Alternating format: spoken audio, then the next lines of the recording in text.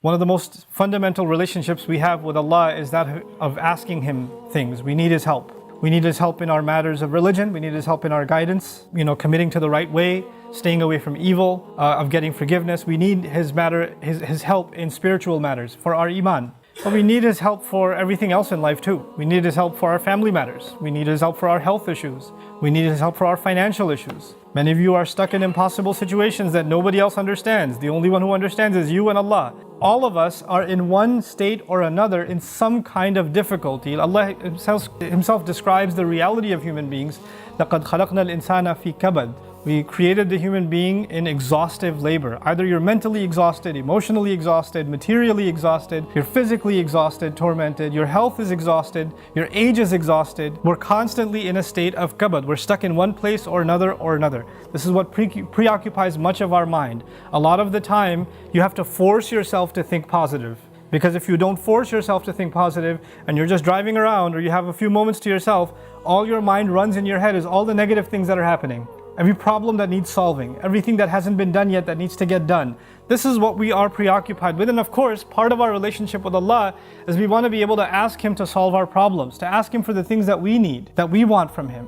What I wanted to start with today is actually one of the most important secret ingredients that you and I need to be able to ask Allah successfully whatever we want. But if you're really going to be able to ask in a way that you're truly hopeful that Allah Azza wa Jal will respond to what you're asking for, there are some things that have to be in place. And one of the most important things that the Quran keeps highlighting that has to be in place is that you and I have to ask Allah to forgive us first. Before you ask Him anything else that you want or I want, we need to be able to genuinely ask Allah to forgive us. People have du'as for separate occasions. It was always this, give me the special du'a for the special occasion. Let me tell you, those words are important because they're sacred and they're revealed. But the du'a for all occasions is actually seeking Allah's forgiveness. The one dua that takes care of everything is genuinely seeking Allah's forgiveness. You and I think when we ask for forgiveness, the only thing we're getting is forgiveness. Allah is telling us when you ask for forgiveness, there is nothing I don't give you. It's almost like you can ask for other things, or you could just ask for forgiveness and everything's covered. And by the way, seeking forgiveness, we're learning now, you would think, normally a person would think, when they're asking Allah's forgiveness, then, it's going to help them in their akhirah. These ayat are telling us, no, Allah is not only going to help you in your akhirah, He's going to help you where? In this dunya. Think about Hajj. At the occasion of Hajj, what do we ask Allah? رَبَّنَا آتِنَا فِي الدُّنْيَا حَسَنَةً وَفِي الْآخِرَةِ حَسَنَةً. Every tawaf.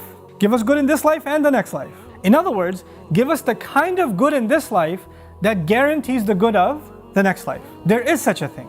And you can get all of it when you and I are genuinely seeking forgiveness.